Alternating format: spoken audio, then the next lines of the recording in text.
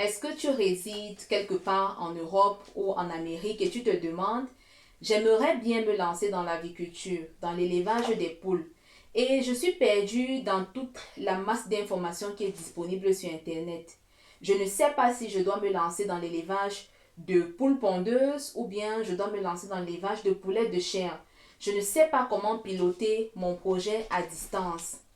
Bonjour et bienvenue sur ma chaîne. Dans l'épisode d'aujourd'hui, je vais répondre à une question qui m'a été posée par l'un de mes abonnés qui réside quelque part à l'étranger, mais est très intéressé par l'élevage des poulets.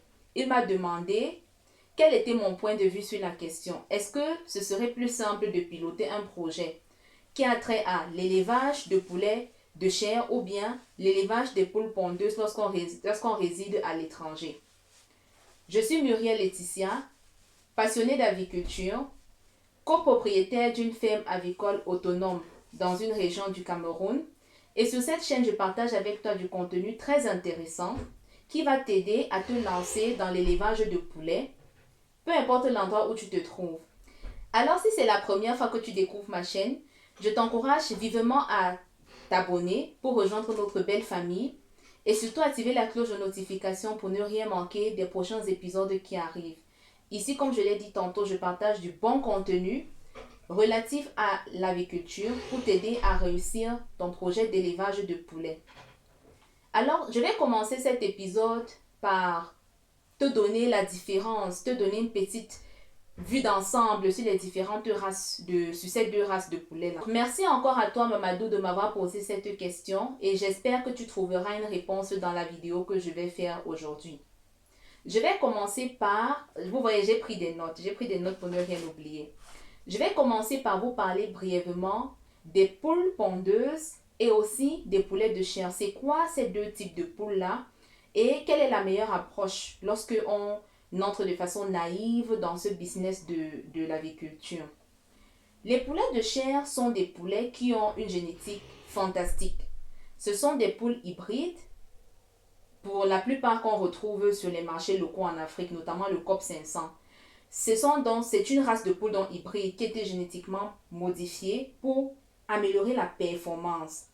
Les poulets de chair sont les poulets qui sont élevés spécifiquement pour produire de la viande.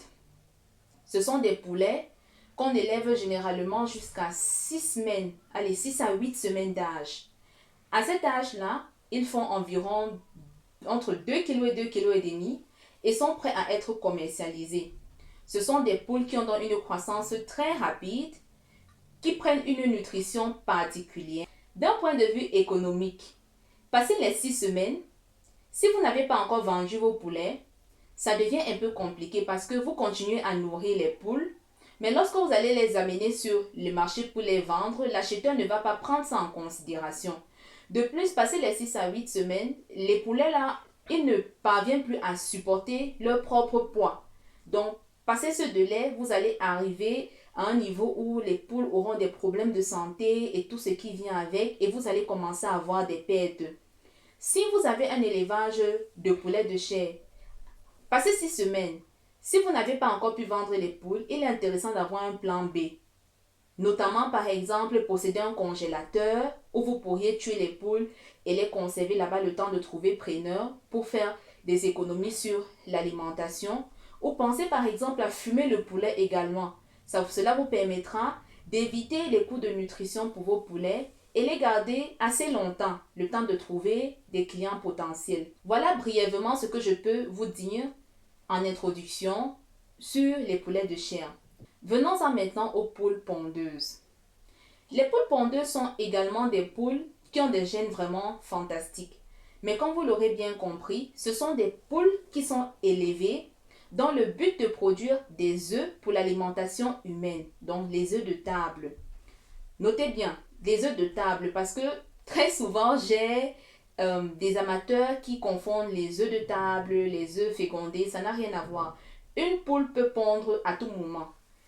Maintenant, ce qui différencie les œufs de table et les œufs fécondés, c'est que, comme le nom l'indique, l'œuf n'aura pas été fécondé par un coq, tout simplement. Donc, les poules pondeuses, très souvent, sur les marchés, la race qu'on retrouve sur nos marchés en Afrique, ce sont les poules rousses fermières. Ce sont telles que la majorité des agriculteurs possèdent. Ce sont plutôt des petites poules comparées à les poulets de chair. Des poules qui font entre 1,6 kg et 1,8 kg. Rares sont les poules pondeuses qui atteignent un poids de 2 kg.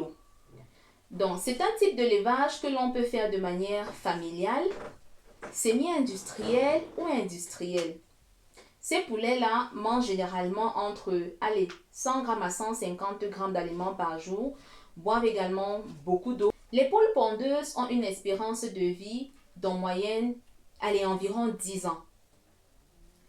Les poules pondeuses pondent environ 250 œufs par an. C'est donc un rendement pas mal.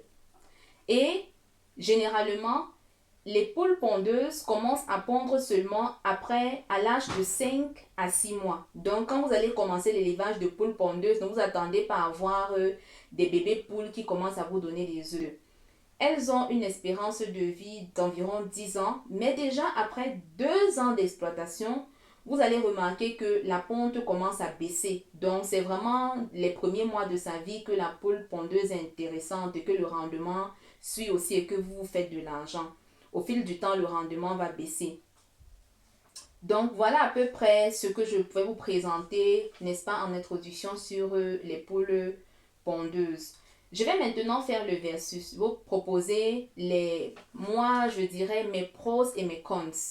Donc, les avantages et les inconvénients de ces deux types d'exploitation-là. Je commence par le marketing. Donc, en ce qui concerne le marketing, par exemple, les poulets de chair s'élèvent donc sur une durée de 6 à 8 semaines.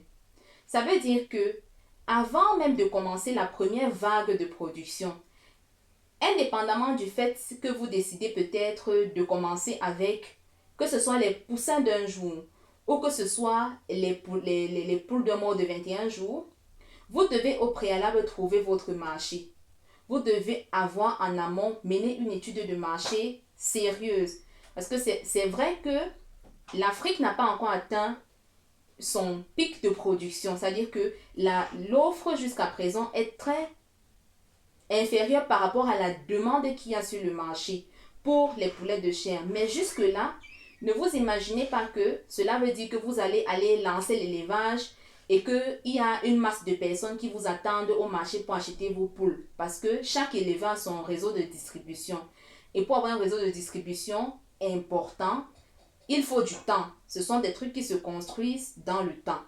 Donc, sachant que la race de poulets de chair, autant pour moi, sachant que les poulets de chair vont vous prendre environ 6 semaines à les faire grandir. Vous voyez qu'après 6 semaines, vous savez déjà que vous êtes dans les pertes. Il faut donc qu'en amont, le marketing soit là. Qu'après 6 semaines, vous portiez seulement les poules pour les amener au marché ou que l'acheteur vienne récupérer la vague de production. De l'autre côté, concernant les poules pondeuses, vous allez les élever les 5 à 6 premiers mois sans rien vendre. Parce que ce n'est qu'au bout de 5 à 6 mois qu'elles commencent à vous pondre des œufs. Cependant, les œufs de table que vous allez avoir, sachant que les œufs peuvent se conserver même sur une période d'1 mois et rester toujours frais, propres à la consommation, vous avez donc un peu plus de marge, un peu plus de temps pour marketer votre produit. Même si vous n'avez pas, dès que vous lancez l'exploitation, quelqu'un qui est intéressé par les œufs, vous avez quand même ce laps de temps là pour trouver qui va acheter vos œufs. Le deuxième point que j'aimerais partager avec vous pour essayer de départager ces deux types d'exploitation-là, c'est les frais de démarrage. Pour lancer une ferme avicole, peu importe la race que vous décidez d'élever ou peu importe le type d'élevage que vous décidez de faire en fin de compte, vous avez besoin d'infrastructures. Vous avez besoin de lumière, vous avez besoin d'eau, vous avez besoin de matériel comme des abreuvoirs, des mangeoires, vous aurez besoin de vaccins, vous aurez besoin d'embaucher du personnel si vous n'êtes pas totalement disponible pour entretenir les bêtes et se rassurer qu'elles évoluent normalement, que la courbe de croissance est bonne, que l'environnement dans lequel que la ferme est propre pour qu'il n'y ait pas de maladies.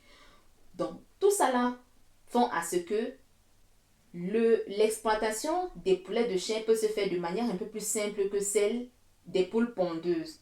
Vous pouvez commencer votre exploitation de poulets de chair avec un cheptel plus petit que dans le cas des poules pondeuses. Et donc, de ce fait, avoir besoin d'infrastructures moins importantes et donc un capital de démarrage moins important que dans le cas des poules pondeuses.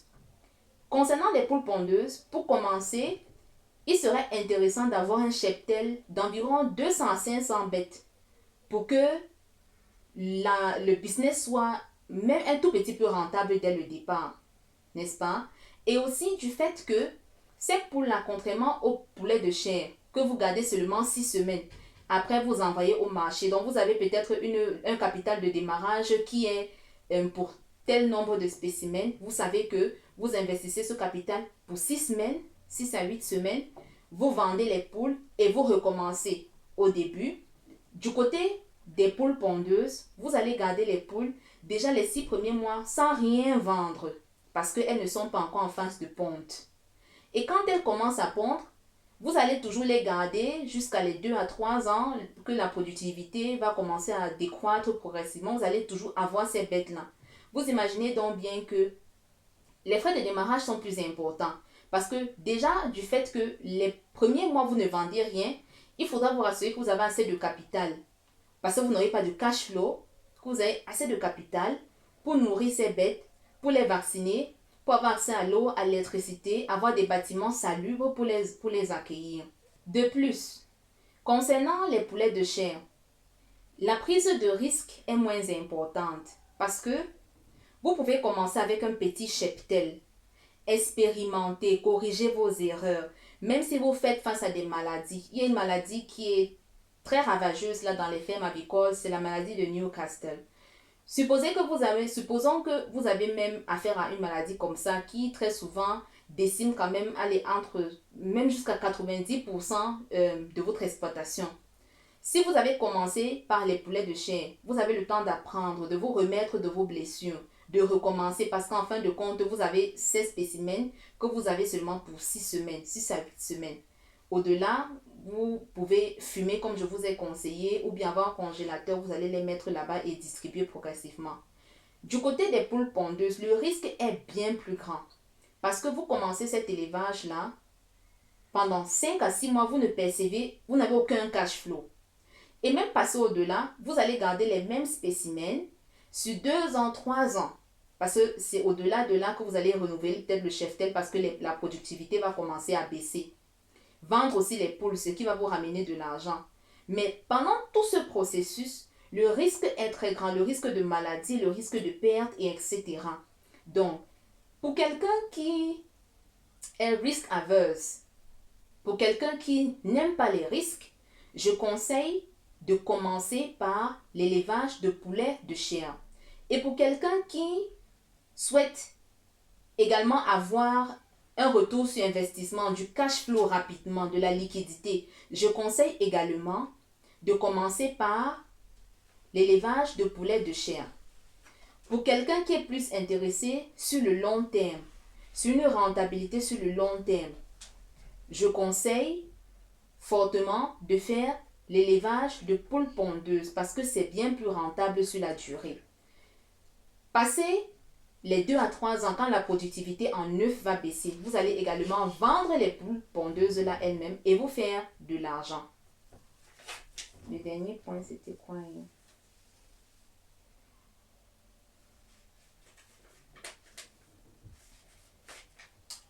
Parlons maintenant du degré d'expertise requis pour vous lancer dans quel type d'élevage. Comme je l'ai dit tantôt, la marge d'erreur à commettre est plus importante lorsque vous faites l'élevage de poulets de chair. Parce que vous pouvez vous permettre de commencer avec un petit cheptel. Le temps de rotation n'est que de 6 à 8 semaines. Et donc même si vous faites face à des pertes en chemin, vous pouvez encore vous redresser et vous relancer. Ça veut dire que même avec peu d'expérience et peu de capital, vous pouvez déjà commencer l'élevage de poulets de chair. Alors de l'autre côté, avec les poules pondeuses, au vu de la durée que vous allez élever ces bêtes-là, vous êtes exposé à beaucoup plus de risques. Vous ne pouvez donc pas vous permettre de vous lancer dans cette aventure sans expertise. Si toutefois c'est une activité qui vous intéresse et vous tenez à tout prix à faire ce business-là, je vous recommande fortement de vous référer à quelqu'un de plus expérimenté qui va vous guider, un mentor ou je ne sais pas, quelqu'un qui est expert en aviculture, ou de suivre des formations avant de lancer votre projet dans ce domaine-là parce que les risques sont nombreux et il serait dommage de mettre de l'argent, n'est-ce pas? Ici, nous discutons business et donc on essaie d'investir de l'argent pour avoir un retour sur investissement, se générer des marges. Ça n'a donc aucun sens de vous lancer dans une aventure dans laquelle il est très probable que vous allez essuyer des échecs en chemin. Même si l'échec est une école, vous êtes donc sur cette chaîne pour apprendre les astuces que vous pouvez utiliser pour essayer d'éviter des pertes en chemin. Profitez de mon expérience, de l'expérience que j'ai pu acquérir au travers de ma propre exploitation. Parce que même si, comme vous le savez déjà, au travers de mes vidéos précédentes, je fais essentiellement la race des Brahma pour le moment, l'élevage des poulets de chair est très intéressant et très rentable, c'est vrai. Mais l'élevage des poules pondeuses l'est encore plus. Donc, c'est un business qui moi-même m'intéresse personnellement et dans lequel j'ai l'intention de me lancer dans les mois à venir. Je suis encore en pleine formation et donc c'est un plaisir pour moi de venir ici partager les informations que j'aurai au courant des semaines à venir avec vous. Donc, j'espère qu'au travers de cette brève vidéo, j'aurai pu, n'est-ce pas, te donner l'envie de te lancer dans l'aviculture, créer ta propre ferme avicole, créer ta propre exploitation. Que ce soit les poulets de chair ou bien les poules pondeuses et faire de l'argent, gagner de l'argent en Afrique. Donc, si le contenu de cette vidéo t'a plu, n'hésite pas à t'abonner, me laisser en commentaire comme Mamadou si tu aimerais bien que je parle d'une thématique particulière. Parce que comme je l'ai dit tantôt, je suis passionnée d'agriculture et prête à venir partager mon expérience ici avec toi. Et surtout me laisser un big thumbs up, ça m'encouragera vraiment à continuer dans la production de ces vidéos. Ensemble, sortons l'Afrique de l'obscurité. Ciao, ciao!